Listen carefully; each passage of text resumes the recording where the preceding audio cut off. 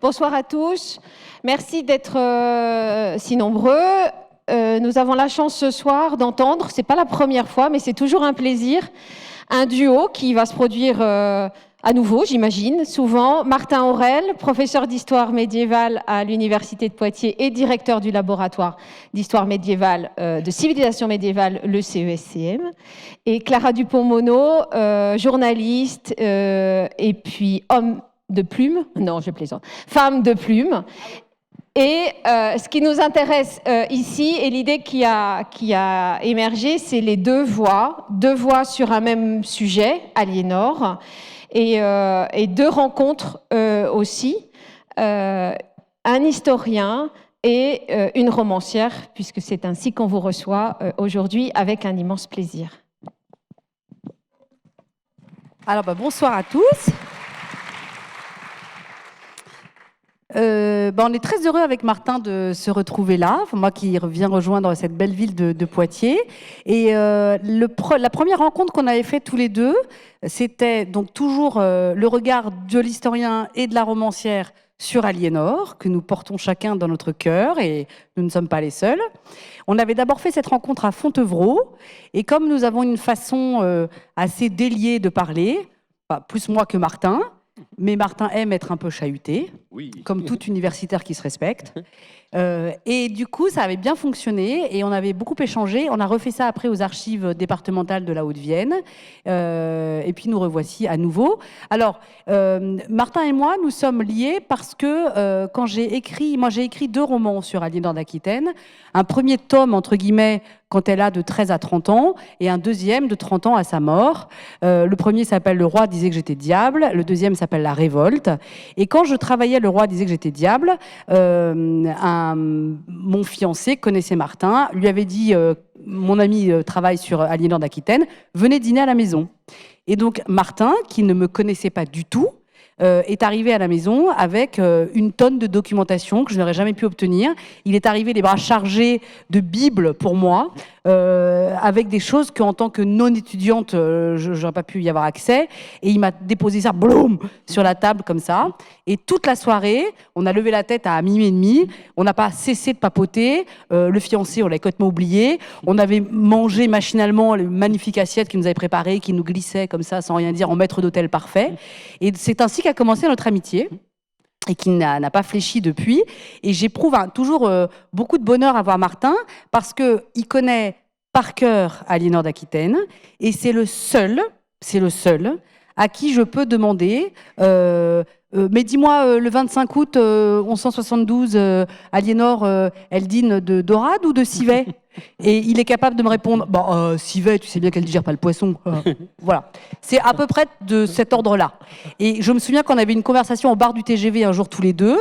Pareil, on s'enflamme sur Aliénor tous les deux. Et je m'étais aperçu qu'autour de nous, il y avait un grand silence. Et les gens, un peu effrayés quand même, nous entendaient parler.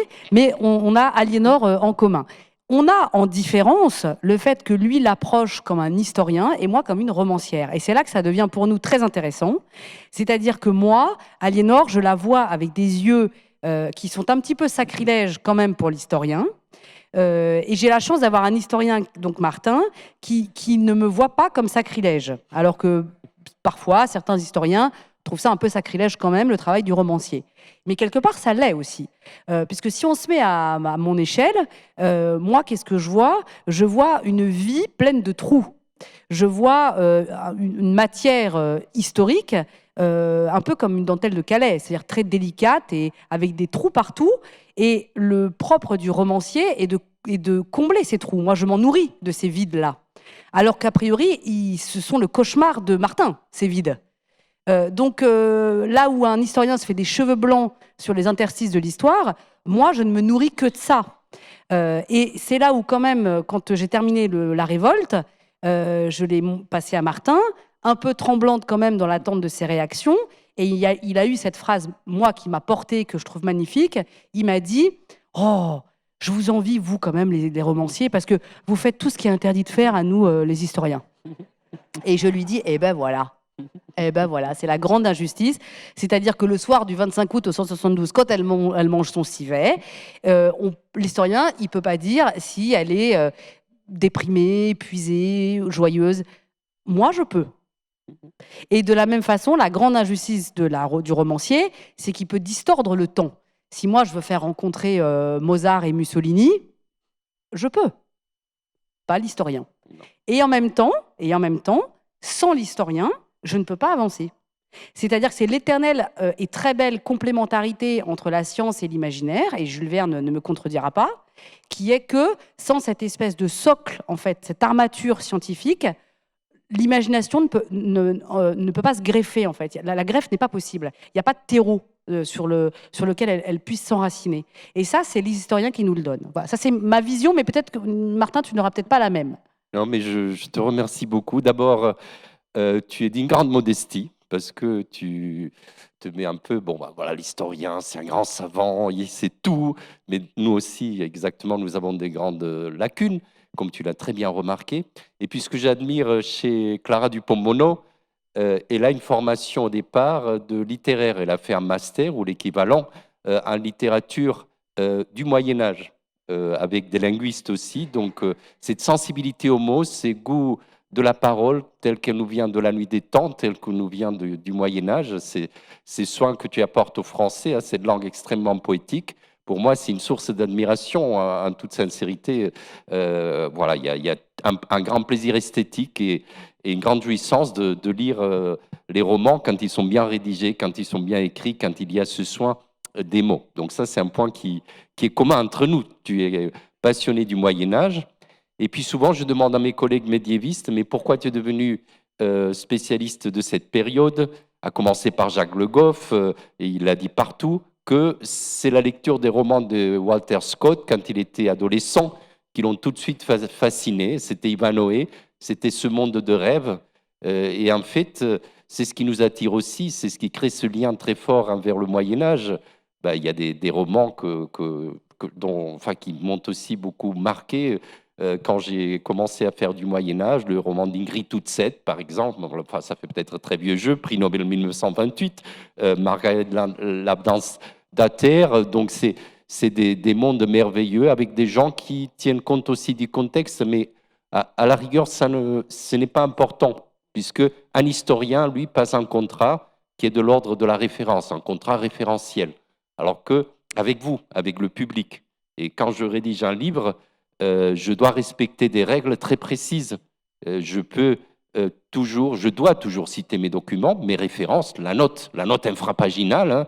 J'ai un collègue de Princeton qui a écrit un livre qui a été un best-seller dans les années après 2000 qui s'appelait Footnote, l'histoire de la note en bas de page des origines à nos jours. Et c'est vrai que pour un historien, c'est là que tout se passe. C'est ce qu'on regarde en premier, souvent. Ça nous énerve quand les notes sont à la fin du livre, parce que tout ce qu'on doit avancer doit être fondé, une référence. Et puis aussi, on a des hypothèses, il y a des trous. Mais là, nous devons utiliser les conditionnels, nous devons utiliser des adverbes d'hésitation, contrairement au littéraire qui, lui, est dans la fiction, et c'est une fiction qui est assumée. Et quand vous prenez le roman Le roi disait que j'étais diable, vous savez très bien que ce dialogue, enfin, ou ces trialogues, je ne sais pas comment il faut dire, ce dialogue à trois entre Raymond d'Antioche, Louis VII et Aliénor d'Aquitaine, vient de l'imagination extrêmement fertile et puissante de l'écrivaine. Et là, tout le monde est d'accord, et il n'y a pas d'ambiguïté, donc c'est pourquoi on peut créer ces liens très étroits entre le romancier et l'historien. Alors, ce qui est intéressant, c'est que quand j'entends parler Martin et qu'il parle de le référentiel, en fait, pour un romancier, on a l'équivalent de la même contrainte, mais qui n'est pas le même que vous. C'est-à-dire que quand l'exercice de transposition historique, il est tellement difficile qu'en fait, il faut veiller à toujours rester romancier. Le piège, c'est la thèse, en fait. Moi, ce que je fais dans ma façon de travailler, c'est que je me documente pendant 1 an à fond. Alors, en effet, j'ai un socle d'études qui m'aide, mais ensuite, je me donne 1 an pour tout oublier. Exprès, pendant 1 an, j'oublie tout. Parce que ça crée une espèce de tamis, en fait, qui fait que ne va surnager que ce qui va être important et fondamental pour le récit. Et ce qui est très difficile quand on écrit un roman sur l'histoire ou qui se passe dans une autre période que la nôtre, et a fortiori le Moyen-Âge qui est très loin, Le piège, c'est cette espèce de troisième œil qu'il y a toujours derrière, scolaire, qui chuchote « Mais non, mais ça n'a pas pu se passer comme ça, tu peux pas le dire. » Voilà. Et ben, à ce moment-là, il faut avoir la force morale. C'est ça qui est le plus dur. Il faut rester romancier, de dire « Oui, mais ça m'est égal. » Si je veux dire Aliénor posa sa fourchette et leva la tête, qu'il n'y ait pas de fourchette au Moyen-Âge, il faudrait que je puisse me dire « C'est pas grave. » C'est ça qui est difficile, en fait. Alors, je vous dis ça a l'air facile, c'est hyper dur. Et d'ailleurs, je m'en veux beaucoup, parce que, par exemple, la première page de la Révolte, Richard, cœur de lion, voit arriver sa mère et dit le bas de sa robe caresse le sol. Et au tout départ, j'avais écrit « Ses longues manches caressent le sol ». Et je suis allée à un colloque sur l'habillement médiéval. Et évidemment, j'ai fait la bêtise. J'ai discuté avec des gens qui intervenaient. Moi, j'intervenais aussi. Et je dis, mais j'écris un roman sur Alliance d'Aquitaine. À un moment, je dis que ces longues manches caressent le sol. Gloussement. Bon, enfin, Clara, mais attends, n'importe quoi. 1150, il y a tout le gros. Elles arrivent plus tard, les longues manches. Ah bon. Et qu'est-ce que je fais, bêtement? Je reviens et j'enlève ces longues manches caressent le sol. Alors que ça dit tout. Ces longues manches caressent le sol, ça vous pose un corps, ça vous pose un statut, ça vous pose une époque, ça vous pose un rang, ça dit tout. Et bah là, c'était sa robe, voilà. Et je m'en veux encore aujourd'hui, parce que c'est typique, vous voyez, où j'aurais dû me dire, oui, mais c'est pas grave. En fait, notre référentiel à nous, romanciers, c'est est-ce que ça sert ou pas le récit? Si ça sert pas, ça sert à rien. C'est tellement facile de décrire une scène quand vous êtes romancier qui se passe au Moyen-Âge et puis de commencer à décrire l'objet. Elle prit son bain dans un baquet de buis scellé de d'airain, avec des feuilles de chèvrefeuille. Et puis alors ça y est, vous pouvez partir dans 15 pages de description du bain. Et le lecteur là-dedans, vous l'avez perdu. En quoi est-ce que la description du bain va servir ou pas l'intrigue? Si moi, je veux poser un fils, Richard Cœur de Lion, qui meurt de ne pas être regardé par sa mère, en quoi est-ce que le fait qu'elle prenne un bain avec des baquets de buis, des trucs de buis et du chèvrefeuille dedans, ça décrit l'état psychologique de Richard? Si la réponse est ben, ça ne sert pas, il faut être impitoyable et donc oublier ce qu'on sait. C'est ça qui est difficile. Alors qu'un historien, il fait toujours appel à ce qu'il sait. Et normalement, le romancier, il doit ça l'oublier. C'est ça qui est très difficile. Et après, nous, romanciers, on arrive à mettre des jonctions entre des choses qui sont factuellement vraies, mais en fait, la jonction que vous faites, elle est absolument aléatoire. Et c'est comme ça que Martin et moi, on a une conversation, la fameuse du bar du TGV. C'était autour de Aliénor, qui a donc, elle a 8 enfants, elle a eu 10 enfants en tout. Et il se trouve que son premier fils s'appelle Guillaume. Il meurt quand il a 3 ans. La mortalité infantile, je ne vous l'apprends pas, a été surélevée au Moyen-Âge. Bon, les années passent, elle a ensuite des enfants, dont une fille qui s'appelle Mathilde. Et le jour où Mathilde, à son tour, devient mère, elle a un fils qu'elle appelle Guillaume. Alors, évidemment, les historiens vont me dire, et c'est vrai, que Guillaume est le prénom le plus donné au Moyen-Âge. Mais moi, romancière, pourquoi j'y verrais pas là une sorte d'héritage muet d'enfants décédés qu'on se passe de génération en génération, comme ça s'est vu après, pendant des années. On a tous des grands-parents ou des arrière-grands-parents. On allait même jusqu'à donner parfois le deuxième prénom de l'enfant qui était décédé avant. Parfois même, on met un tiret, ce qui est super léger pour vivre dans la vie après, d'être lesté d'un mort dans son prénom. Mais ce que je veux dire, c'est que ce qui est intéressant, c'est que ça, typique, l'historien on peut pas dire vrai ou pas vrai. En fait, on n'en sait rien. Mais moi, romancier, je peux, voilà, moi, ça me plaisait d'imaginer ce chagrin silencieux qui se transmet de mère à fille. Et quand j'en avais parlé avec Martin dans le TGV, je revois ta tête. Il est resté stupéfait. Il m'a dit, mais comment ça? Je dis, bah attends, il s'appelle Guillaume, il meurt. Mathilde, elle arrive derrière, elle l'appelle Guillaume. Stupéfaction, tu te souviens? Oui. Et tu m'as dit, bah non, mais attends, tu peux pas, tu peux pas dire ça. Bon, mais oui, peut-être. Alors, c'est ça qui est génial, en fait. Ce sont ces fameux blancs. Vous voyez, c'est typique. Oui, c'est sûr qu'un historien va se dire, bah, Guillaume d'Orange, l'épopée, le grand personnage de l'aristocratie médiévale, le conquérant de Barcelone, de Girone, et puis aussi qui devient moine à la fin de ses jours, qui se convertit à Gélone. Donc c'est un personnage extrêmement prestigieux. C'est la dynastie des comtes de Poitiers, des ducs d'Aquitaine prend ce prénom. Et puis aussi Henri II, le mari d'Aliénor, a organisé un banquet en Normandie où il a invité tous les Guillaumes. Il y en avait tellement que Il a presque du... C'est le frère du Guillaume mort, hein. Le frère, c'est ça. Oui. Le frère du Guillaume mort, il fait quand même une teuf et il invite tous les Guillaumes. Je dis Oui, ça, je c'est dis rien. Mais moi, je serais romancière, ça m'inspirait 30 pages. Hein.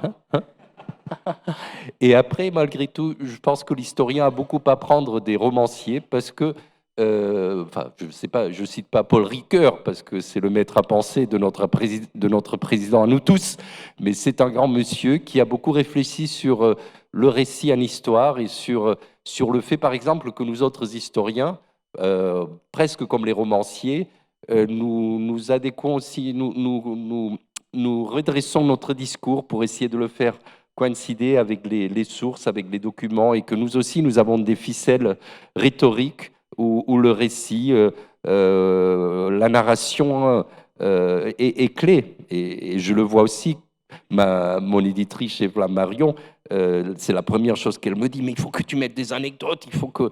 et après tout, je ne crois pas trahir ma profession.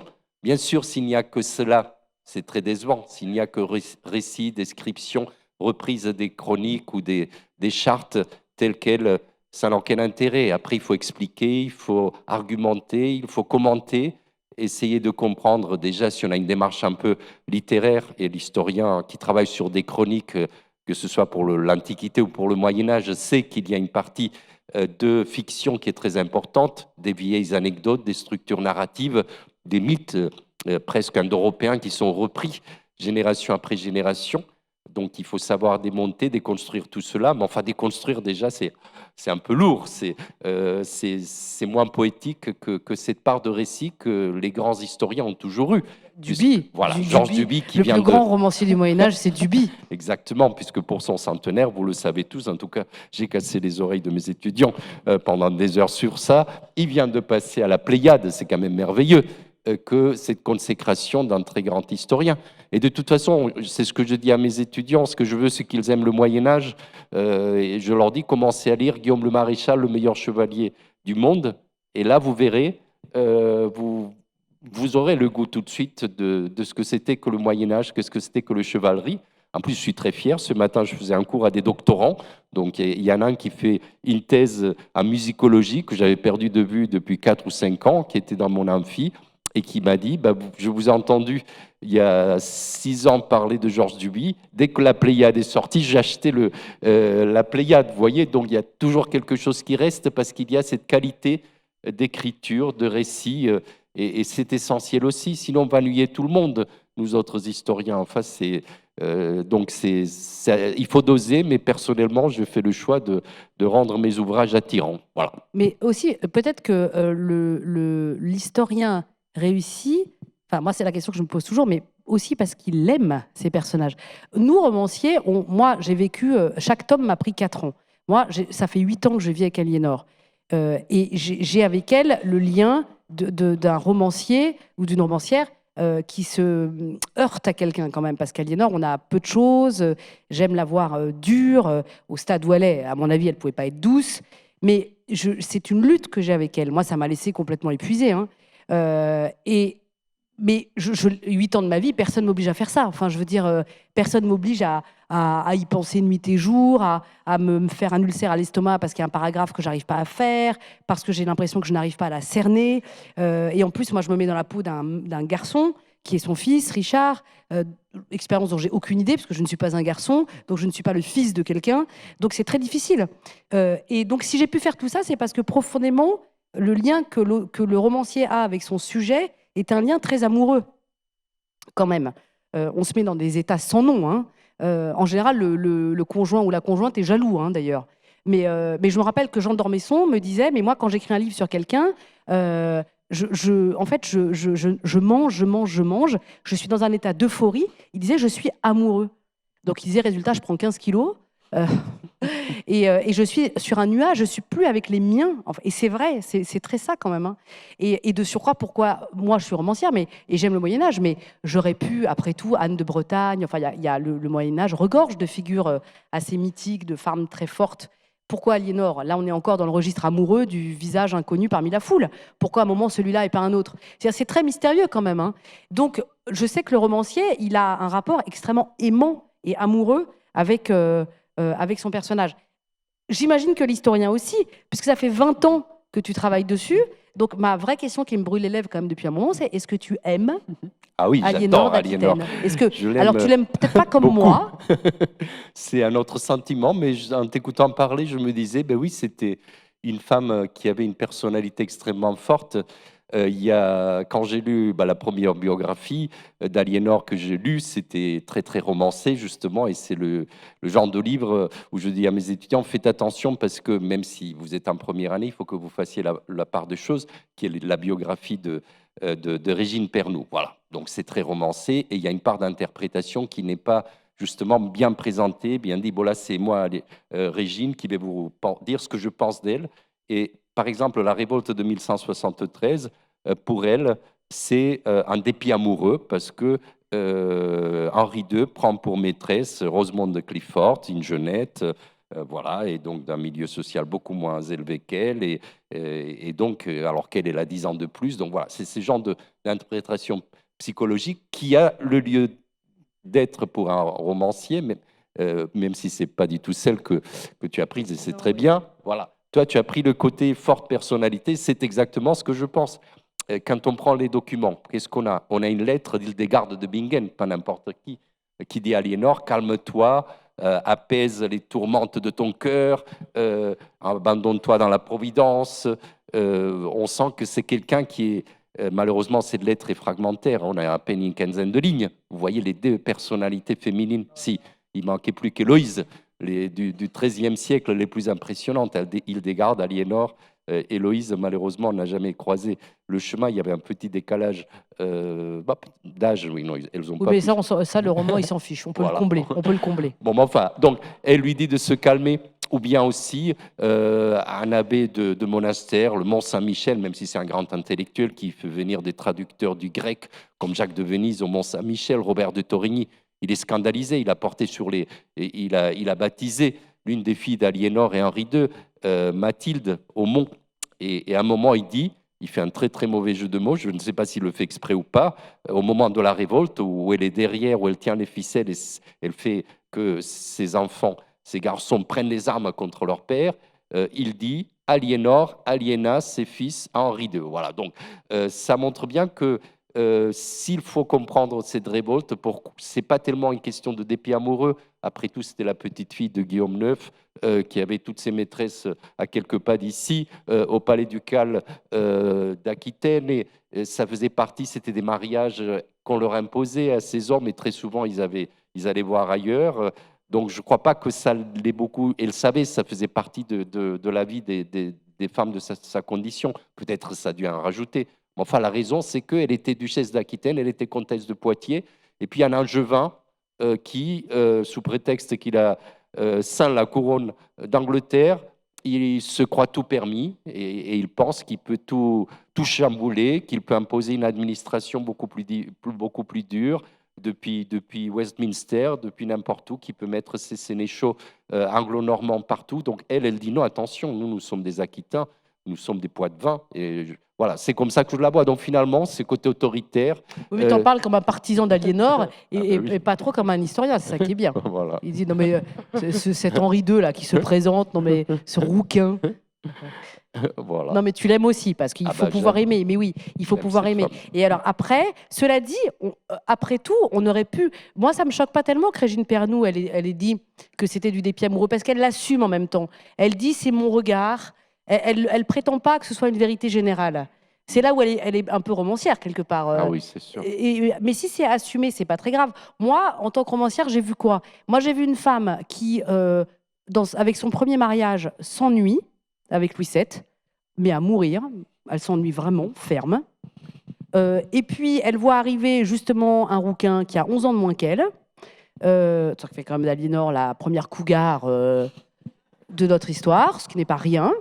Elle flaire, parce que pour moi c'est un animal politique, elle flaire qu'il va être roi d'Angleterre, en quoi elle a raison, elle l'épouse, et moi j'aimais bien l'imaginer comme quelqu'un qui a été profondément déçu dans ses aspirations politiques, en effet, et du coup qui convoque quand même ses fils en leur disant venez les enfants, on va renverser papa. C'est quand même ça l'histoire. Et les enfants répondent mais quelle bonne idée. Quelle excellente idée. Là-dessus, elle lève quand même une armée quasiment à l'échelle européenne et elle va gratter à la porte de son ex, le roi de France. Vous imaginez la symbolique pour lui quand même, parce qu'elle lui dit, est-ce que tu pourrais, s'il te plaît, aller te mettre sur la tronche de celui pour lequel je t'ai quitté? Et qu'est-ce qu'il fait, Louis VII, qui n'a jamais su lui dire non, en vérité? Il dit, bon, bah d'accord.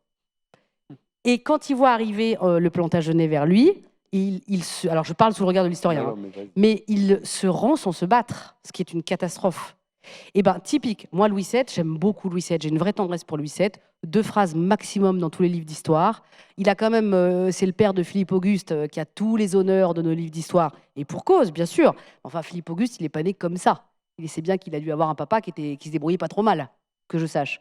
Et je trouve d'ailleurs que ce personnage-là est méconnu, et c'est là où j'en viens ah oui, à nos points communs, mais il y avait aussi une autre chose auquel je pensais quand je t'entendais parler. Oui, c'est ça. On a peut-être aussi comme point commun. Le romancier, tout à l'heure je l'ai dit, il aime bien les interstices. Alors un des grands plaisirs qu'on a, c'est de mettre en lumière une ombre de l'histoire. L'histoire, elle est peuplée de fantômes. Il y a les historiens, tu es le premier à me le dire, Martin, les documents qu'on a sont très parcellaires, les sources sont quand même assez limitées. In fine, on n'a pas grand-chose, surtout au Moyen-Âge. Et du coup, de voir ces ombres qui passent derrière comme ça, et on n'a rien d'autre, on a même les prénoms qui varient finalement d'une époque à une autre, on n'a rien en fait. Et ça, c'est un pied énorme pour un romancier. Et notamment, il y en a une, moi, que j'aime beaucoup, qui porte un prénom que j'adore, qui est Aélis. Et Aélis était la fiancée de Richard Cœur de Lion. On lui a dit, tu vas épouser Aélis.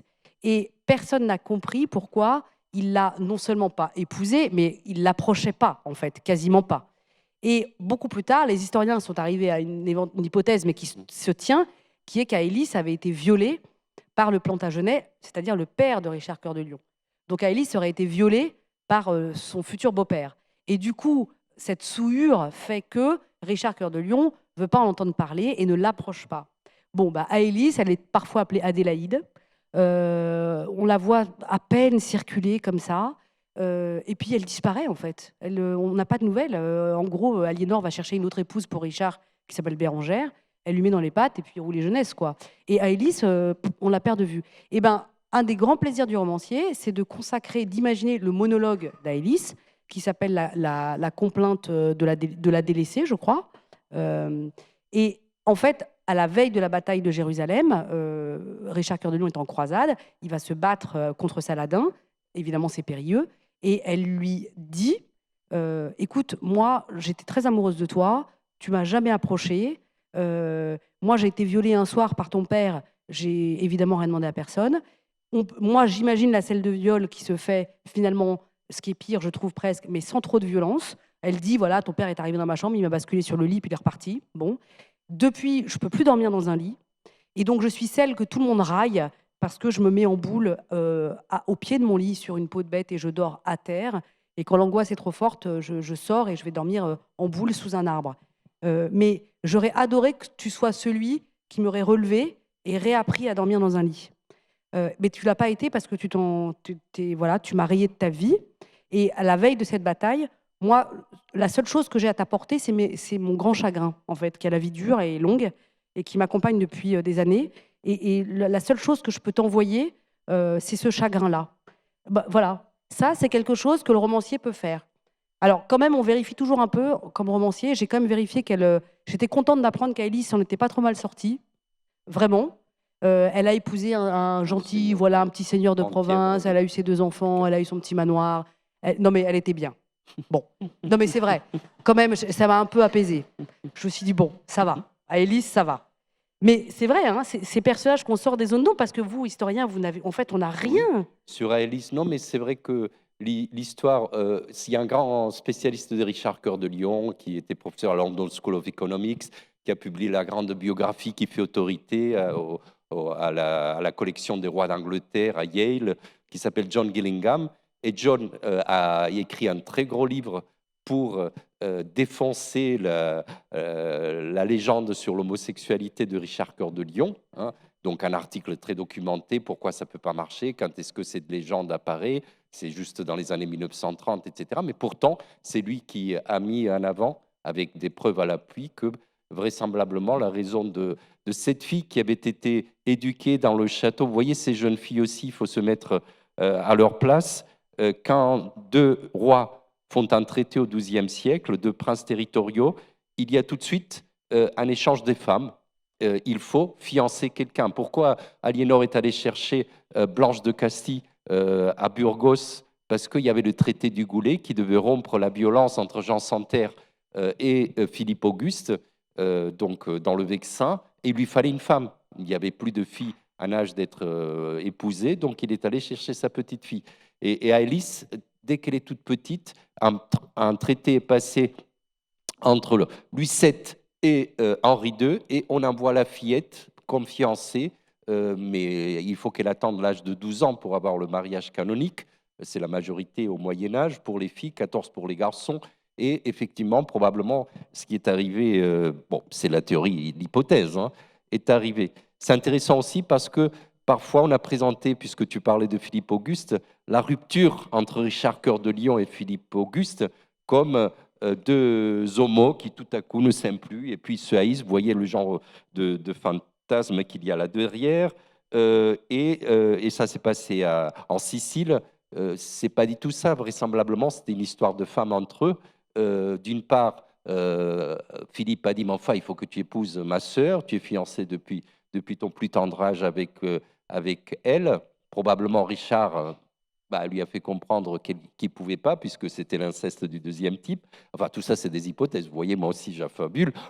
Et en même temps, il y a une autre femme, c'est la sœur de Richard Cœur de Lion à Palerme, Jeanne.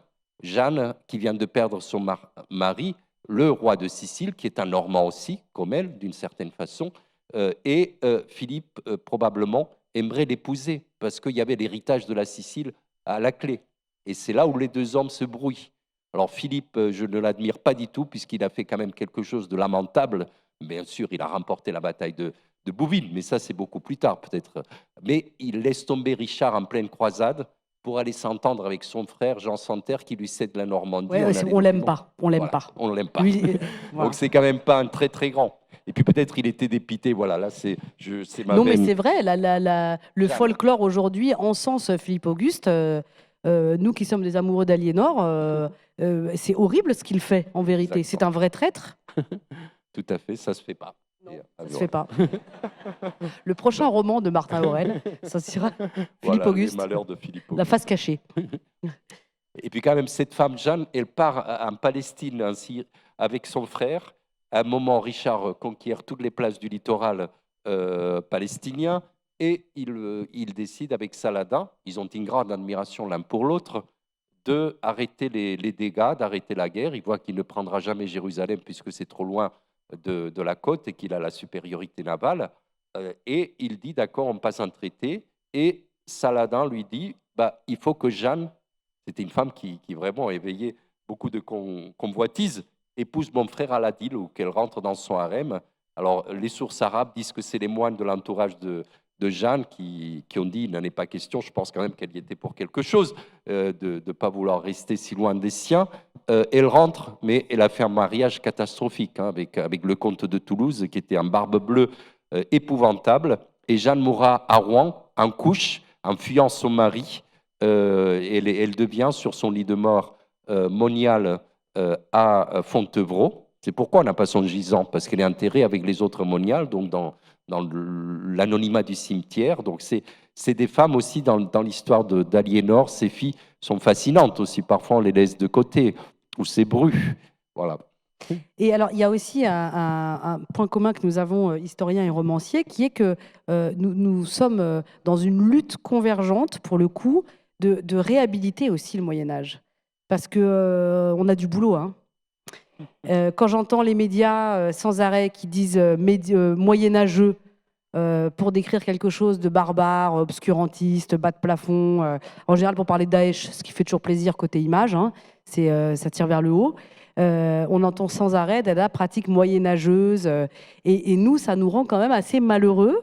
Et surtout quand on voit l'engouement en plus du grand public pour tout ce qui est Moyen-Âge. En plus, c'est complètement en rupture avec cet engouement du grand public, parce qu'aujourd'hui, il n'y a pas une petite commune en France qui n'a pas ses médiévales, son salon médiéval, son château fort. Enfin, c'est un patrimoine qui est quand même ultra valorisé, qui fait venir beaucoup de gens. Donc en plus, et quand on voit le succès de la série Game of Thrones, alors bien sûr il y a du fantastique dedans, etc. Mais la base étant quand même ce fameux médiéval, nous ça nous rend quand même très malheureux. Et donc à chaque fois, mais ça tu le fais beaucoup, hein, quand tu passes ou avec tes étudiants, mais moi je le fais aussi dans mes romans, c'est qu'on essaie au maximum de rétablir un peu certaines vérités, de rappeler par exemple qu'au Moyen-Âge, on adore. C'est quand même un siècle d'appétit immense, quoi, à tout point de vue. Hein. Au Moyen-Âge, on mange, on fornique, on rit. Non, mais c'est vrai. Hein. L'Église, elle va serrer la vis plus tard, en fait. Les bûchers des sorcières, etc., c'est à la fin du Moyen-Âge. C'est pas du tout ce sublime XIIe siècle, 11, 12, 13, en fait. Alors peut-être moins 11, mais 12, 13e siècle, c'est vraiment... on invente tout. Moi, à chaque fois, quand je suis dans les classes, notamment, je vois les élèves qui me regardent comme ça, mais je leur dis juste, regardez, prenez un repas au Moyen-Âge, on se lave les mains avant de passer à table. Contrairement à ce qu'on croit, le Moyen-Âge est beaucoup moins crasse-pouille qu'on veut bien le dire, et que le vrai côté crasse-pouille, il va arriver finalement au XVIIIe siècle, au XVIIe siècle. Alors évidemment, on n'est pas propre au Moyen-Âge, c'est pas vrai, il ne faut pas non plus idéaliser, hein, mais on est beaucoup moins sale que ce qu'on veut bien souvent le présenter. On mange les fruits en entrée, et aujourd'hui, la plupart des médecins vous disent que c'est la meilleure chose à faire. Alors pour des raisons très glamour que je vous épargne ici, de fermentation de bol alimentaire, il vaut mieux prendre les fruits au début du repas, chose qu'on a gardée avec le melon, notamment. Le fait qu'on n'ait pas d'assiette, mais une tranche de pain qu'on partage et qui a donné le mot copain. On pourrait égrener comme ça des tas et des tas de choses. La couleur sur les vêtements, la coiffure des femmes, la place des femmes. Combien de fois j'ai entendu les femmes sont brimées au Moyen-Âge? Bah non, pas du tout tel qu'on veut bien le dire. Pour moi, le vrai siècle meurtrier pour la liberté des femmes, c'est le 19e. C'est là où tout est verrouillé. Mais une femme au Moyen-Âge, des livres ont été écrits qui sont passionnants sur les chevaleresses, comme on disait. Quand j'entends les gens s'écharper sur est-ce qu'il faut dire auteur, autrice, le Moyen-Âge, l'ancien français avait réglé l'histoire en disant autresse, ça existait. Donc, je veux dire, et puis la femme qui est sur ses remparts, si le seigneur il est parti guerroyer, il faut bien qu'elle défende la place. Donc les femmes qui savaient se battre, quand même, il y en avait même une qui avait mis un chaudron sur sa tête. Tu te souviens? Marguerite, je ne sais plus comment. Oui, de Beverly. Marguerite de Beverly, qui a mis un chaudron sur sa tête parce qu'elle n'avait pas de casque à sa taille. Et elle était sur les remparts avec... 1187, après la bataille de Hattin, Saladin assiège Jérusalem. Et c'est son frère qui a raconté son histoire. Voilà, vous voyez. Vous ne savez pas vous demander. Hein. Vous ne savez pas vous demander. Alors, non, mais c'est vrai, Martin, hein, quand même. La femme, elle travaille. Enfin, je veux dire. C'est évident. Enfin, c'est-à-dire que c'est évident. Non, rien n'est évident. C'est toujours très complexe. Mais la renaissance du droit romain, dans ce qu'il a de plus misogyne, dans le Code de Justinien, à partir du XIIe, XIIIe siècle, sur le plan juridique, sur le plan de la dot, par exemple, la disparition du douaire, le fait que c'était le mari qui, d'une certaine façon, achetait la femme ou apportait des biens. On n'est plus comme au temps de l'avare de Molière, voilà, sans dot. Non, c'est pas le pauvre père de la fille qui doit chercher de l'argent partout pour se débarrasser d'elle, entre guillemets. C'est tout le contraire. C'est quand même un changement de société très important qu'on passe du douaire germanique jusqu'au XIIe siècle à la dot romanisante. Bon, on pourrait prendre d'autres exemples. La semaine prochaine, je vais à Barcelone pour le colloque sur la consécration de la cathédrale en 1058. Et la femme qui est à côté du comte, on la voit tout le temps. En plus, c'est une fille d'ici, elle s'appelle Almodis de la Marche. La Marche, c'est le nord du Limousin. Son père est Bernard, il est châtelain à Charroux, à Montmorillon. Enfin, c'est un grand seigneur qui se bat contre les Lusignans. Cette femme, elle est partout à côté de son mari. À partir du XIIIe siècle, vous ne voyez jamais dans les actes la fonction de consort disparaît, parce que le droit romain a une conception de la majesté telle qu'on le redécouvre au XIIIe siècle, hein, telle que le roi n'a presque pas de corps. Il a deux corps, mais le corps qui compte, c'est pas le corps charnel qui pourrit. mais c'est le corps qui est la couronne, le corps qui est spirituel, qui le dépasse complètement, vous voyez. Et donc, toutes ces conceptions arrivent tardivement. Exactement, la chasse aux sorcières, le Maleus Maleficarum, c'est la toute fin du XVe siècle, le marteau des sorcières, hein, avec cette étymologie qui n'avait jamais traversé l'esprit des gens. Femina, fides minus, la foi en moins par rapport à l'homme. Ça apparaît pour la première fois au XVe siècle. C'est des choses qui sont impensables pour les gens du Moyen-Âge. Vous allez à Fontevraud, c'est l'abbesse qui commande. Bien sûr, il y a le côté humilité. Les hommes, les moines sont tellement humbles qu'ils acceptent que ce soit l'abbesse, dans cette communauté double, qui prenne les décisions. Mais malgré tout, que Robert d'Arbrissel ait eu cette idée montre qu'il y a...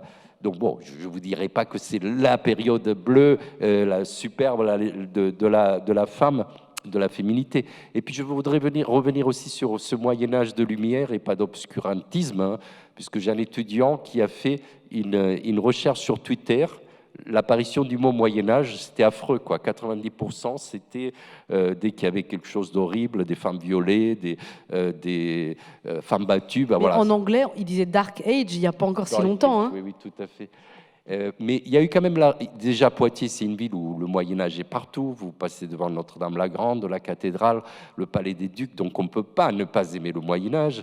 Puis Gaston Berger, qui était un grand philosophe des années 50, et le père de Maurice Béjart, qui était donc un élève de Maurice Blondet à l'université d'Aix-en-Provence, un grand homme d'affaires qui était le directeur des universités à Paris, a eu l'idée de fonder le centre que je dirige dans les années 50 grâce à tous ces vestiges ici. Et puis j'arrête, mais juste penser à la réaction que les gens ont eue avec l'incendie de Notre-Dame de Paris.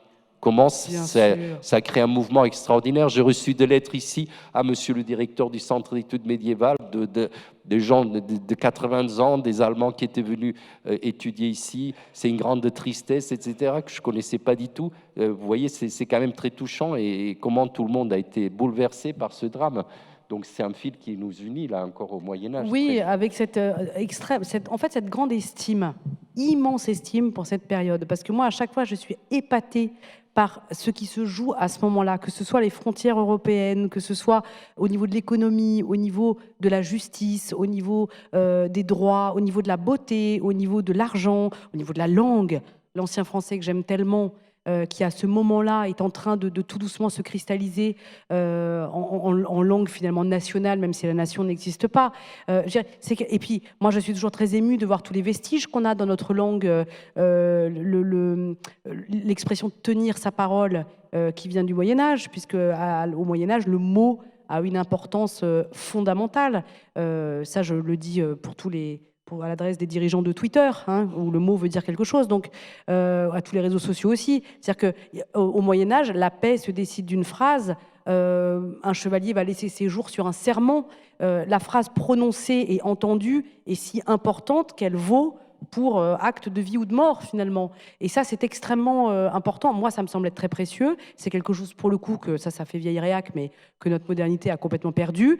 Je pense qu'on y reviendra, parce que je pense qu'une civilisation ne se construit pas sans un rapport aux mots, que ça, c'est pas possible, sinon il n'y a plus de civilisation. Donc c'est quelque chose, moi, qui me semble extrêmement structurant et précieux. Et puis, il y a aussi autre chose, moi, que j'aime beaucoup. Il se trouve qu'en 1215, il y a un concile de Latran, on en avait déjà parlé, moi, et à ce moment-là, l'Église, pour le coup, ça vient de l'Église, mais dit aux gens, à partir d'aujourd'hui, la confession va être obligatoire une fois par mois. C'est ça, hein, Martin, une fois par mois? Par an. Par an. On fait ses Pâques. Voilà. On communie. Et donc, ça veut dire que des paysans qui, pour le coup, n'avaient jamais réellement fait d'introspection, brusquement, vont devoir apprendre à dire « je ».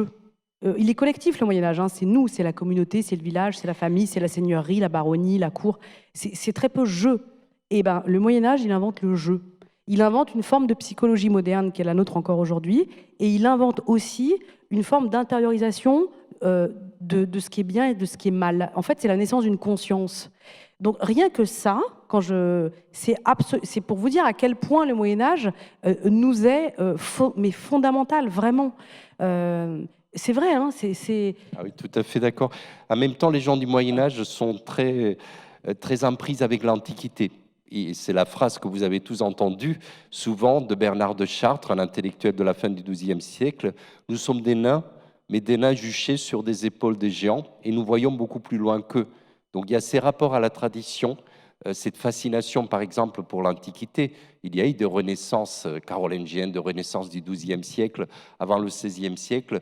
Cette fascination pour Cicéron, par exemple, Jean de Salisbury, le bras droit de Thomas Becket, le correspondant de Jean Belmin, le constructeur de la cathédrale de Poitiers, il écrit « Le monde n'a rien fait de plus beau que Cicéron », parce qu'il est fasciné par le beau latin de Cicéron. Il aimerait retrouver cela dans ses échanges épistolaires. Vous voyez, il y a aussi ces goûts pour ce que l'Antiquité latine...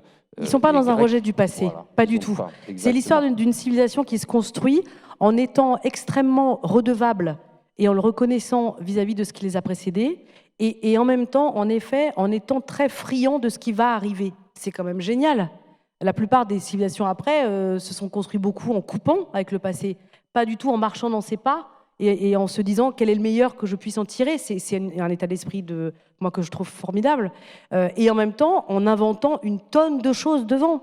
Et puis en sachant s'amuser. C'est quand même, on ne le dit pas beaucoup, mais le Moyen-Âge, il fallait les voir, les gars. Nous, on aurait un peu honte aujourd'hui. Alors nous, on est ultra pudibons. En vérité, je pense qu'il n'y a pas plus verrouillé que le XXIe siècle. Mais à l'époque, c'était quand on voit que l'origine du monde, elle est censurée sur Facebook, Zuckerberg, il n'aurait pas tenu très longtemps au XIIe siècle. On a retrouvé, c'est Michel Zinc qui me racontait, qu'ils avaient retrouvé un article de loi qui punit, donc c'est bien que le délit était commis, si on retrouve un article de loi qui punit le mari qui a enduit sa femme de miel, et c'est écrit comme ça, du bout des orteils à la racine des cheveux, et qui a léché. Et c'est pas bien d'aller gaspiller les denrées alimentaires pour la gaudriole. En gros, c'est ça, quoi. C'est mal. Le miel, il vaut mieux le manger tout court. Bon, mais on en a parlé moi beaucoup de fois avec Michel Zinc aussi, qui est d'accord avec Martin et moi. C'est cette idée que le Moyen Âge est mais regardez les fabliaux érotiques du Moyen Âge. Oh, mais leur imagination est sans limite. Ils ont inventé à un moment ce poème qui me fait hurler de rire, mais sur l'histoire d'une duchesse qui a un sexe qui parle. Alors toute la cour, les seigneurs européens entiers défilent.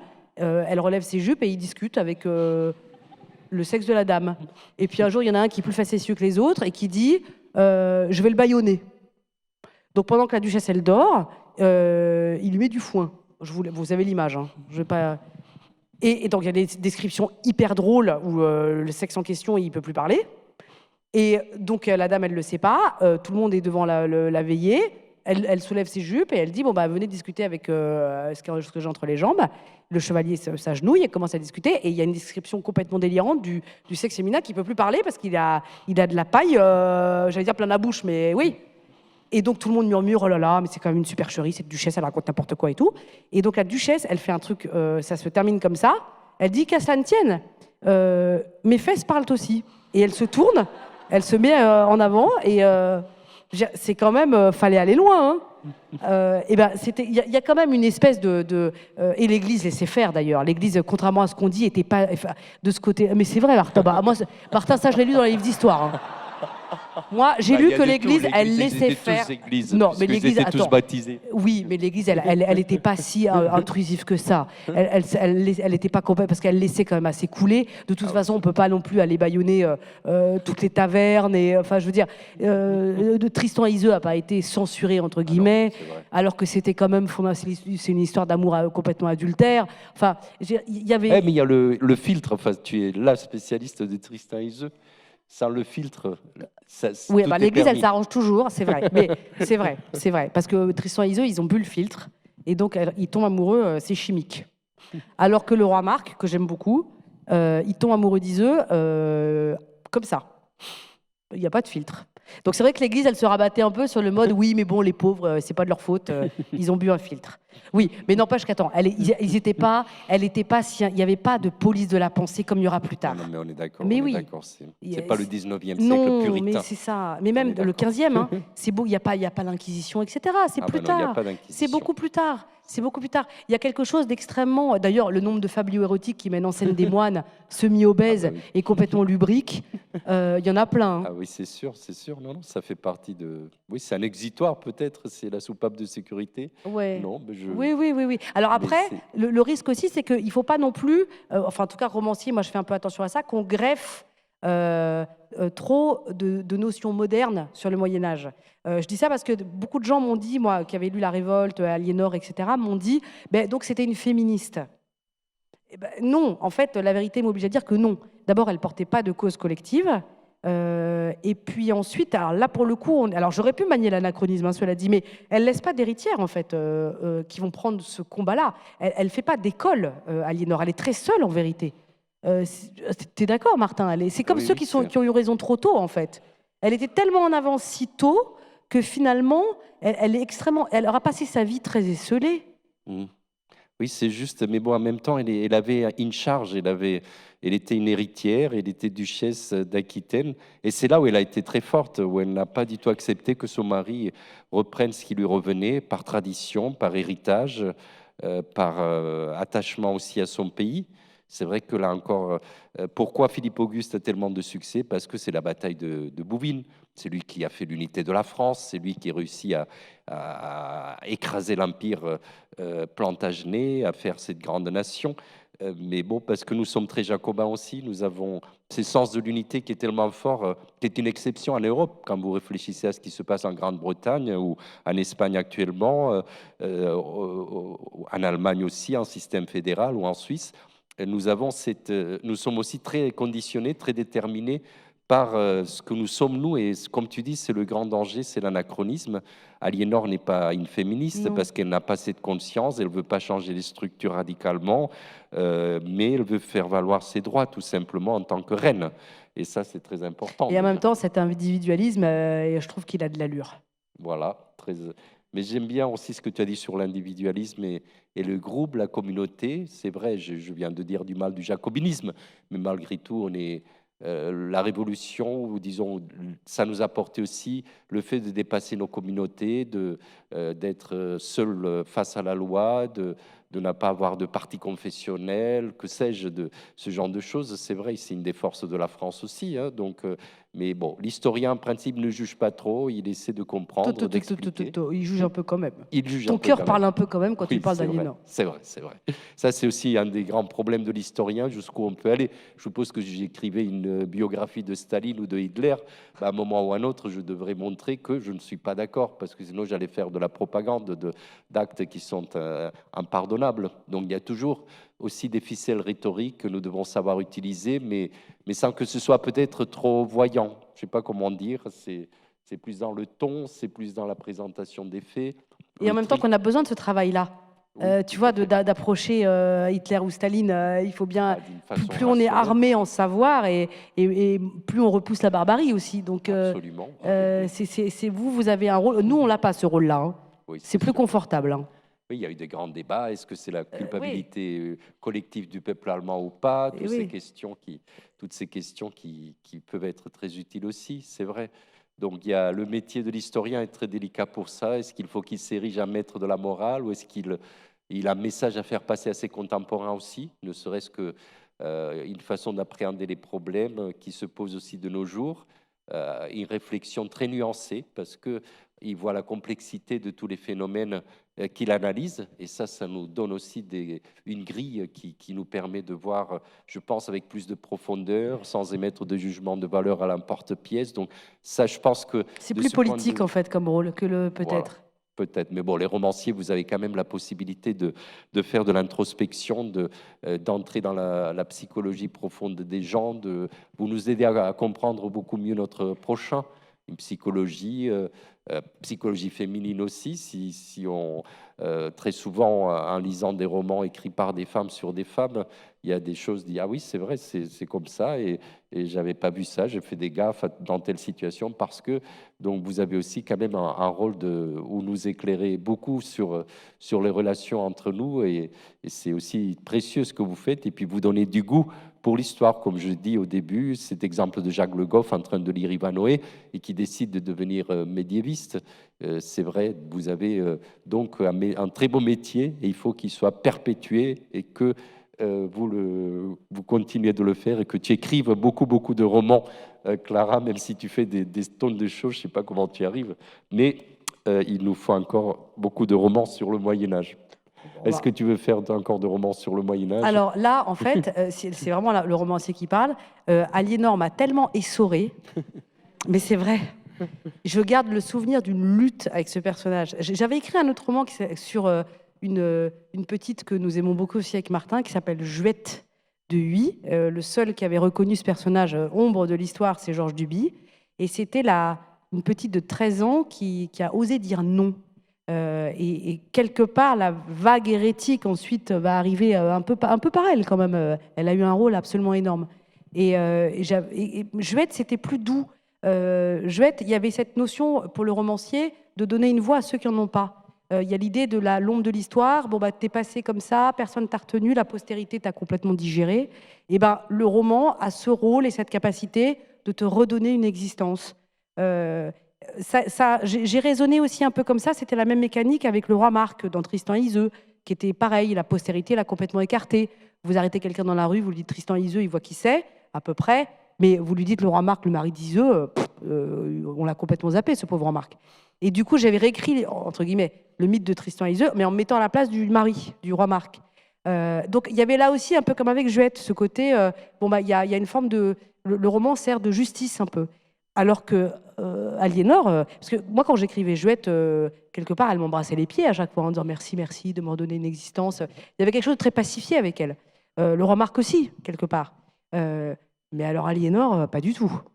Aliénor, elle m'a toisé des pieds à la tête en disant t'es qui toi? Alors parce que ça fait 20 siècles qu'on écrit sur elle quand même. Je lui dis je vais écrire sur vous et elle m'a dit mais on a tout écrit sur moi, ce qui est vrai. On a tout écrit sur Aliénor quand même. Et du coup il fallait trouver ma place dans la légende. La légende, c'est le grand ennemi du romancier, hein, parce que il faut trouver une place, quoi. Comment je me positionne pour parler d'elle. Donc on n'a pas beaucoup de données, encore une fois, sur elle. Et puis en plus, visiblement, quand même, elle n'était pas très commode. C'est pas la petite chose dont on prend soin, un peu comme Juette, quoi.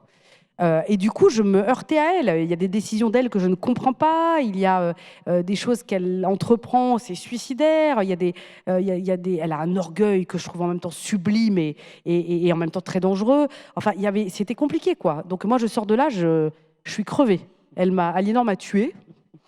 Et du coup, c'est en train de remonter un peu, mais c'est difficile. Parce que tout le monde me disait après, les lecteurs adorables me disent « Mais attendez, je vous ai mis une petite doc, regardez, il y a Anne de Bretagne, Blanche de Castille, il y en a plein, vous allez voir, elle va vous harponner le cœur, elle est super, elle a fait des trucs pas possibles, regardez voir et tout. » Et en fait, on est encore dans le truc amoureux, quoi, qui est que ça...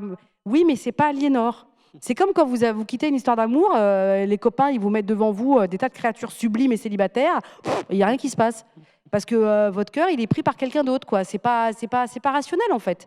Et ben là, c'est une forme de deuil, en fait, aussi, hein, quand même. Et voilà. Donc moi, je patauge en plein deuil d'Aliénor. Donc, je pense que pour m'en sortir, il va falloir que je tape dans quelque chose d'hyper contemporain, quelque chose qui n'ait rien à voir avec elle, qui va me requinquer. Et après, j'irai voir si je peux pas, du coup, aller remarcher un peu avec elle. Mais je pense que là, j'aurais besoin de couper un peu. Très bien. Merci. Alors voilà, c'est vrai qu'on a beaucoup parlé, vous nous excuserez. Merci à tous les deux. On va donner la parole au public désormais. Des micros vont circuler. Je vous demanderai d'attendre d'avoir le micro avant de prendre la parole puisque c'est enregistré et ça sera diffusé à la suite sur le site de l'Université de Poitiers. Ah bah heureusement qu'on n'a pas fait de blague qu'on s'est bien tenu. Alors, il y a là une demande, là, le monsieur en rouge au milieu.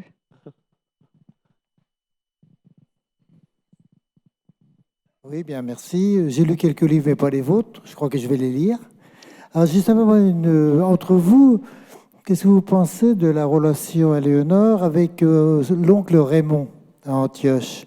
Parce qu'il y a beaucoup, j'ai lu, mais entre l'historien et le romancier, je pense qu'il doit y avoir discussion. Et bah là, il y a du blanc. J'aimerais qu'on parle de l'amour courtois. Vous n'en avez pas parlé. Alors, pour moi, Raymond d'Antioche, il y a un super blanc.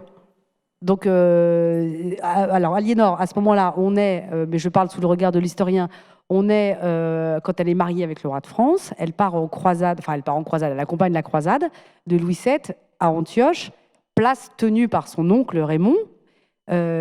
Alors, il me semble que les chroniqueurs ont écrit à peu près la croisade, de surcroît désastreuse, journée après journée, mais quand ils arrivent à Antioche, on n'a rien, brusquement. Ils ont posé la plume. Et tout ce qu'on sait, c'est qu'au sortir de ce séjour qui a duré, je crois, 1 semaine, 10 jours, Louis VII est dans un état catastrophique, furieux, et il décide de faire le siège de Damas, ce qui est désastreux, qui va lui prendre en 4 jours, c'est plié, il a perdu toutes ses troupes, il fait les plus mauvais choix, et donc il rentre piteusement avec cette croisade calamiteuse. Et donc, je crois qu'on n'a rien sur ces 10 jours. Et bon, beaucoup de fantasmes ont circulé en disant « Ah oui, mais c'est normal qu'on soit sorti de là avec un Louis VII, la tête à l'envers. C'est parce qu'Aliénor, elle a couché avec son oncle. Et que lui, étant très amoureux d'elle, et c'était pas réciproque, il l'a très mal vécu. Moi, quand je me documente, c'est ce que je vois. Moi, là, je tape des mains et c'est un feu d'artifice de blanc. J'ai 10 jours de blanc. C'est formidable pour moi. Mais il me semble que c'est ça. Mais moi, j'ai, dans en tout cas mon roman, que vous lirez donc, Grasset, 19,90 € en vente à la sortie. Non, je plaisante. Non, mais bien sûr.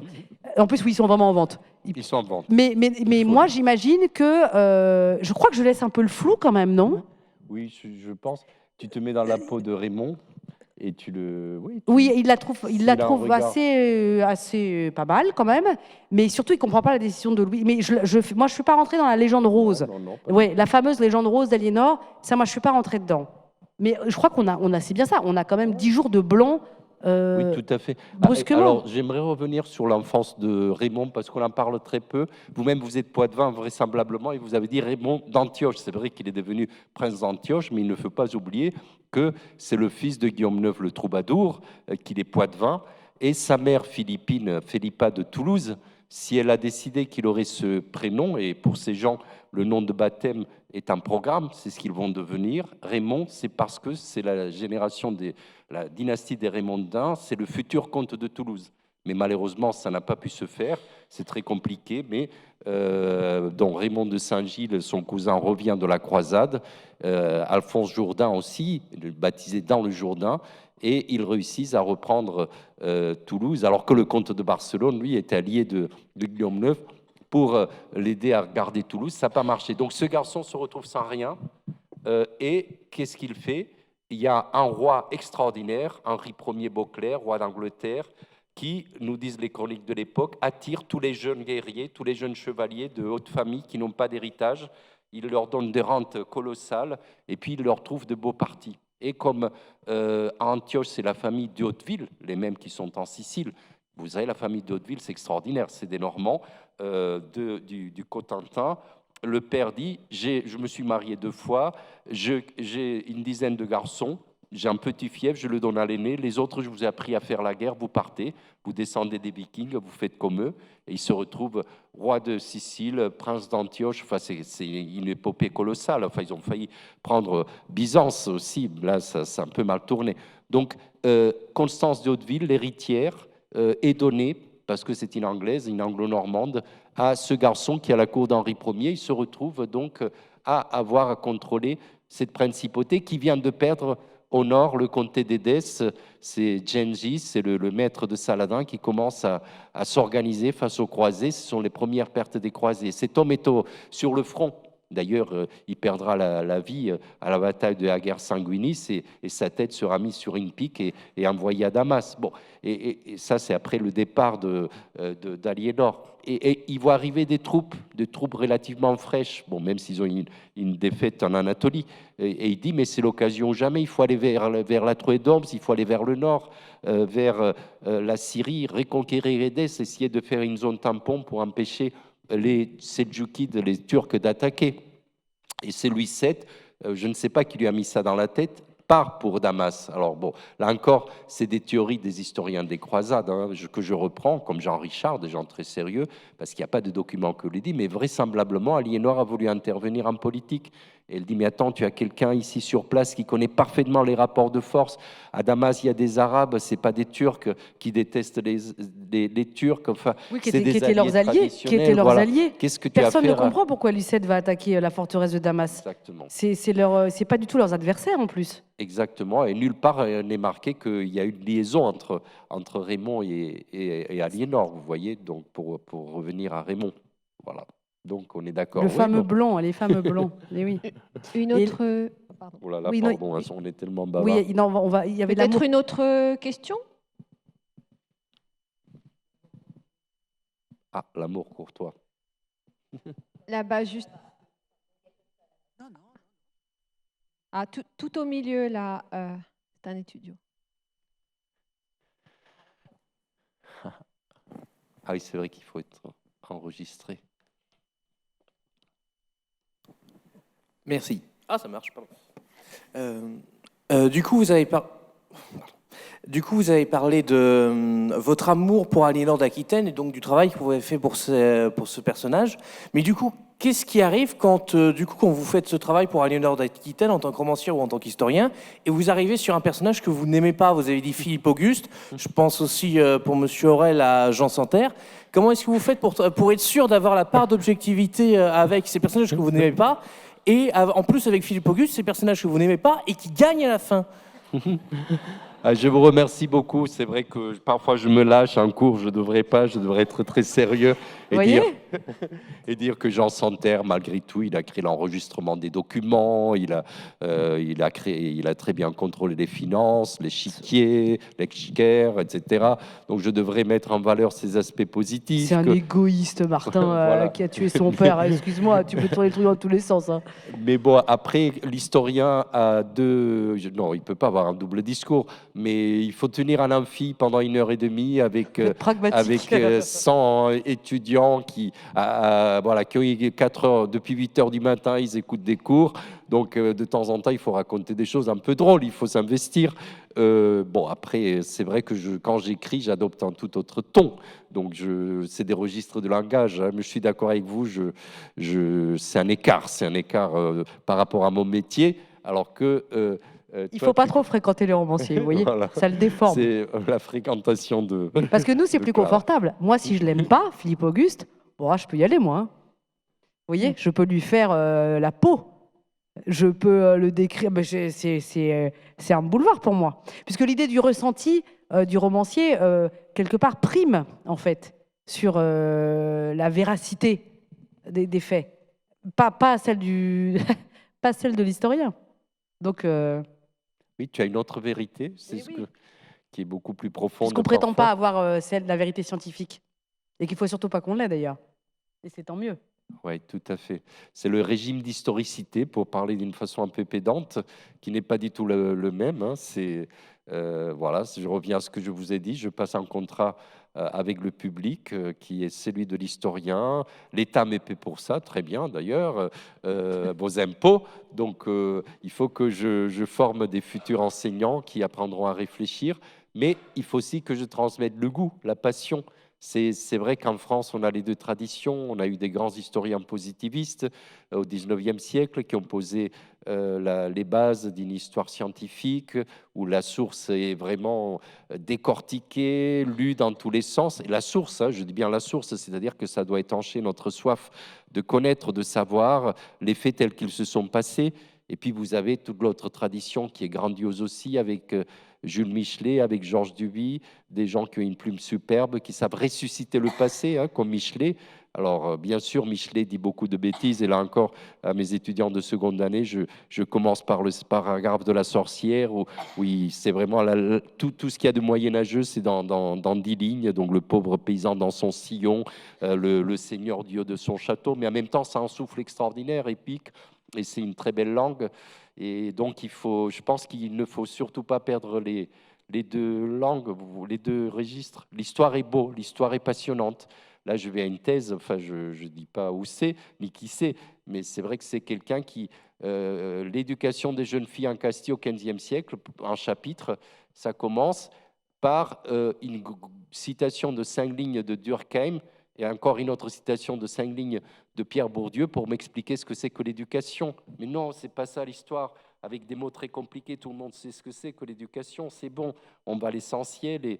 Et en conclusion, vous pouvez prendre position par rapport, mais ne m'expliquez pas avec un jargon sociologisant très indigeste, parce que moi, ce que je veux dans une introduction, c'est accrocher, c'est une anecdote, c'est quelque chose qui tout de suite va me faire aimer le sujet. Donc, je pense que l'historien doit s'investir aussi, bien sûr. Mais bon, après, il y a des registres, hein. Je pense que l'enseignant, quand on est en licence, je ne tiens pas le même discours dans un séminaire au Collège de France ou dans un colloque à Leeds ou je ne sais pas où. Donc là, il faut que je sois dans un autre registre. Mais ça, quand vous serez enseignant, et je vous le souhaite vivement, puisque c'est le plus beau métier qu'on puisse exercer, vous aurez aussi cette passion. On a tous eu des professeurs extraordinaires d'histoire qui nous ont donné le goût pour notre matière dans le secondaire. C'est aussi ça qui a compté. Pardon, voilà, j'ai pris trop la parole. C'était un plaidoyer. Un plaidoyer Une autre question? Et l'esprit de famille au Moyen-Âge, quel était-il, puisque ces conférences, c'est à chacun sa famille, et on a du mal à s'imaginer comment on gérait une famille dans une famille royale, ou 2 familles royales, la française et l'anglaise. Alors, l'esprit de famille, comment tu le comprends, toi, Martin? L'esprit de famille, c'est-à-dire au sein de la famille, vous voulez dire avec les liens du sang, papa, maman, les enfants, etc. Oui, c'est ça. Eh ben, déjà, une contre-vérité qu'on entend trop souvent, c'est que les parents n'aimeraient pas leurs enfants. Ça, c'est quelque chose il y a eu toute la querelle avec Philippe Ariès, etc. Mais on est arrivé quand même avec les travaux d'historiens à retrouver des jouets qui fait que même le paysan aimait, il s'occupait de son enfant. On le baptise très très vite par peur qu'il meure, et il y a des chances qu'il meure quand même avant ses 3 ans. Mais le fait de le baptiser, c'est aussi une façon de le protéger. On n'a pas peur de la mort au Moyen-Âge, on a peur de l'enfer. Donc on protège l'enfant s'il doit venir à mourir, pour pas qu'il aille en enfer. Donc c'est déjà une forme de soin quand même, de prendre soin de le baptiser. C'est pas quelqu'un dont on se fiche complètement. Et ensuite, Aliénor, c'est une des rares reines à avoir emmené ses enfants partout. On a les traces où elle est à Barfleur, à Niort, à Falaise, quand elle fait les allers-retours entre l'Angleterre et l'Aquitaine. Elle les a très souvent avec elle, ses enfants, sauf Jean Santerre, qu'en fait, elle aime visiblement pas trop. Non mais c'est vrai. Elle a 42 ans quand il arrive, dans le palais glacial d'Oxford. Là, il est né à Oxford, en plein hiver. C'est son père qui s'occupe de lui d'ailleurs, beaucoup, quand même. Il a passé beaucoup de temps, il lui a enseigné à la cour d'Angleterre, etc. Et d'ailleurs, des historiens ont dit, s'il est devenu aussi méchant et aussi déséquilibré, c'est qu'il n'a pas été aimé par sa mère. Il y a eu cette version aussi, Martin. Oui, tout à fait. Oui, il y a un historien qui a écrit ça.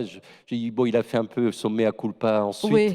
Il m'a dit qu'il avait écrit ça parce que c'était après 1968, un colloque où il a écrit cet article. C'est Ralph Turner, professeur à Miami, il était très fasciné par les théories freudiennes, le psychologisme en histoire. Ça a été une période, donc il est revenu un peu sur cela. Mais tout ce que tu as dit est tout à fait juste, puisqu'on peut suivre au jour les jours les parcours de cette femme grâce à la comptabilité anglaise qui a une précocité extraordinaire. Les Anglais nous ont mis à genoux pendant la guerre de 100 ans, alors qu'ils avaient une population qui faisait le tiers de la française, parce qu'ils savaient percevoir des impôts, ils savaient aussi lever des troupes. Et donc, tout est très contrôlé, on sait très bien. Et ce que j'aime beaucoup aussi, c'est, oui, ce que tu as dit sur Jean est exact. Pourquoi il s'appelle Jean? C'est parce que Jean, comme sa sœur Jeanne, c'est les deux derniers, ont été élevés par les moniales, par les nonnes de Fontevraud, tout près d'ici, puisque Fontevraud, c'est un monastère double, d'un côté les hommes qui relèvent de Saint Jean, mais pas Saint Jean-Baptiste, mais l'évangéliste qui se tient au pied de la croix et qui est donné pour fils à sa mère. Et puis Notre-Dame, c'est la communauté féminine. Donc cette fascination pour Jean l'évangéliste qui est liée à cela. Et puis dans cette comptabilité, on a des mentions très précises sur les nourrices. Il y en a une qui s'appelle Audierne et son fils, Alexandre Nécam, est un personnage très important dans l'histoire des sciences, un des premiers auteurs d'un bestiaire qui fait de la zoologie, qui observe, qui a été très bien formé à Paris, à l'école cathédrale. C'est le frère de lait de Richard Cœur de Lion, ils échangent des lettres, donc il y a un lien très très fort qui s'est créé entre eux.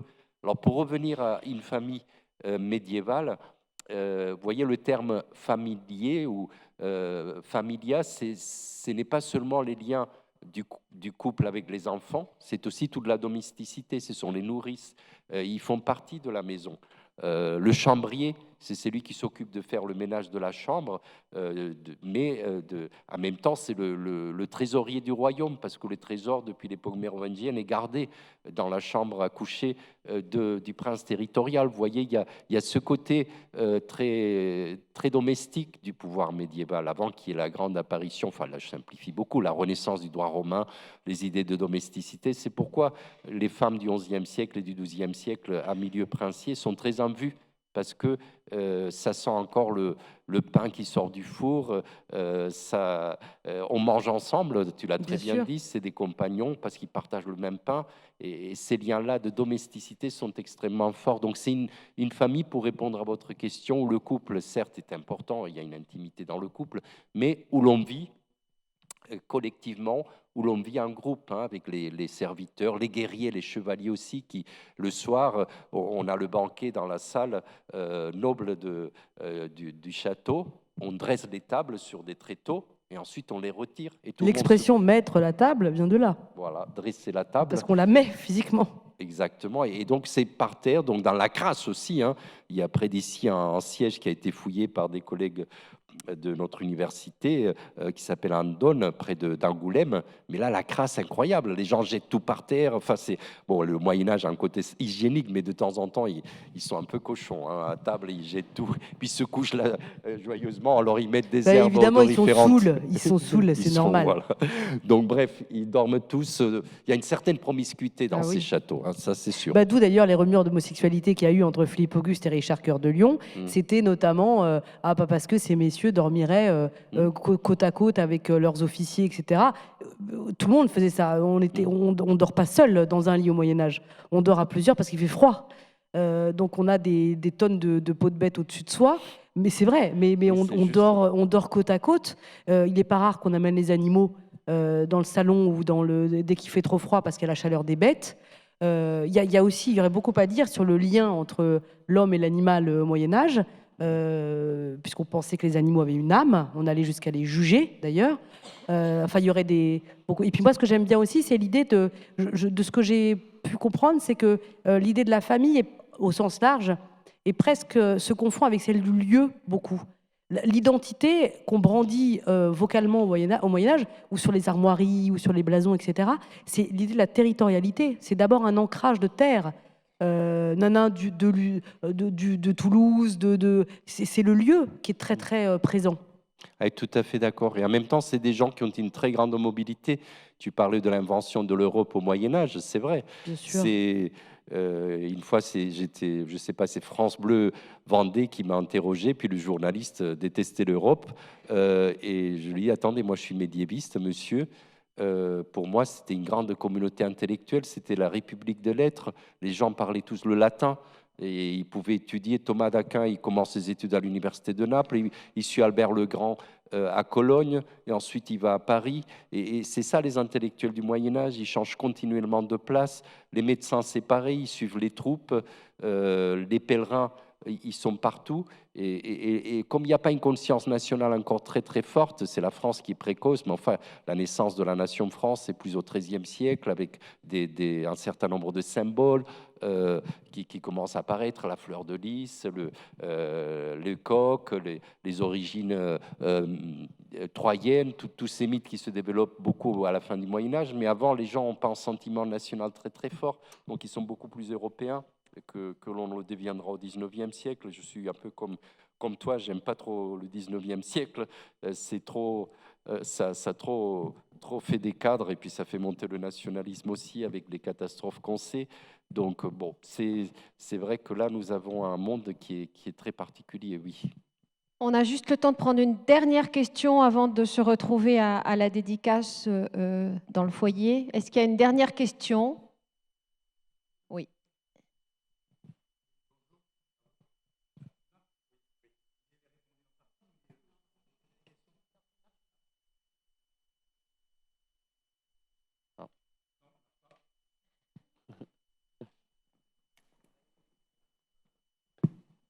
Ah, ça doit être enregistré. Alors, oui, bonjour. Oui, c'est par rapport au personnage d'Aliénor dans le premier roman de Clara Dupont-Moreau. Il démarre, donc elle a 13 ans, donc quand elle rencontre Louis VII. Et ce qui m'a beaucoup frappé et puis qui m'interroge, c'est que visiblement, dès 13 ans, elle était déjà donc duchesse d'Aquitaine et elle imposait sa volonté aux barons autour d'elle.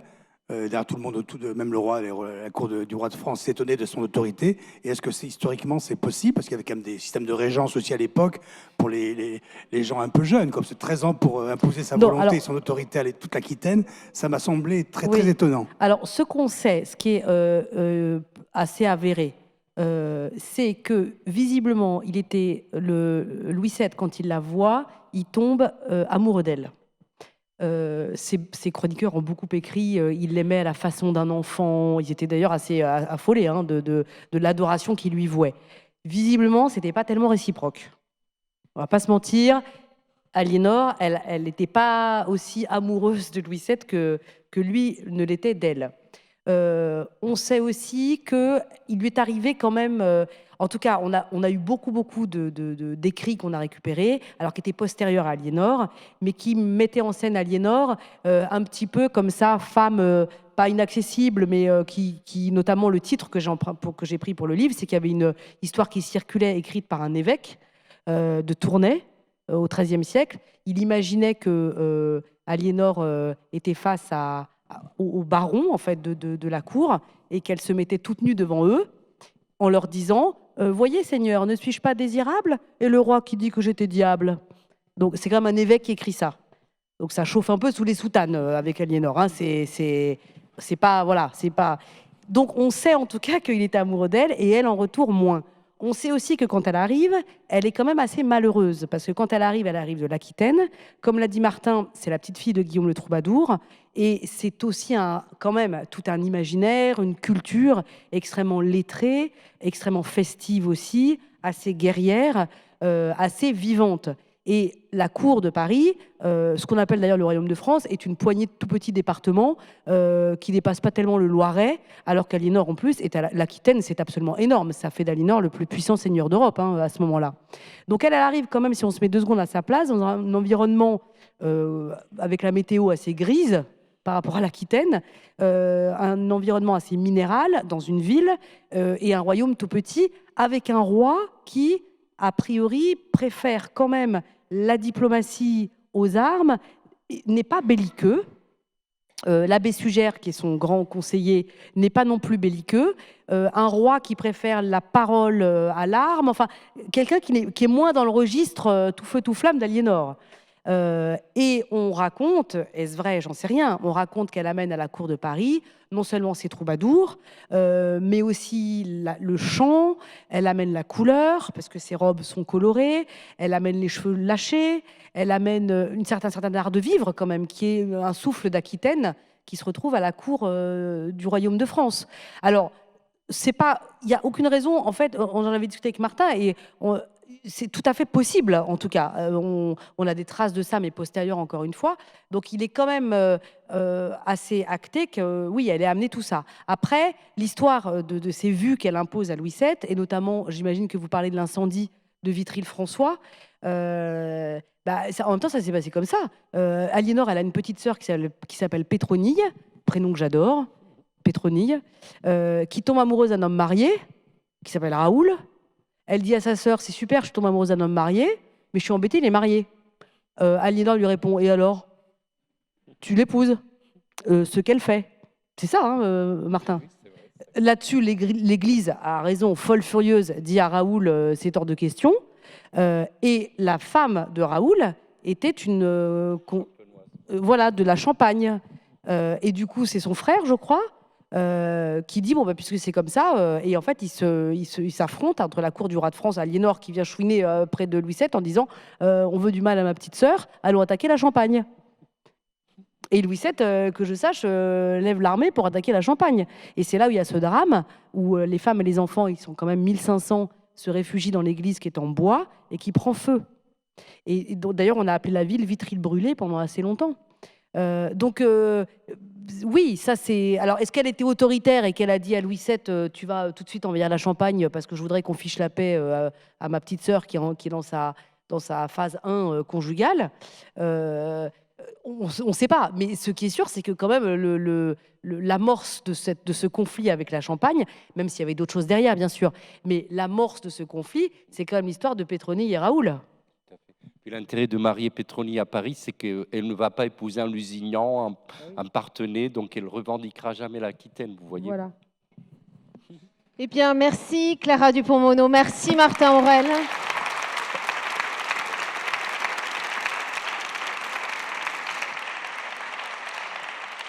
Merci d'avoir partagé vos histoires et on vous retrouve avec vos publications Voilà.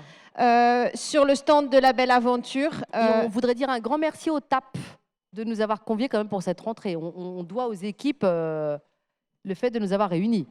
Oui, merci beaucoup, c'est vrai.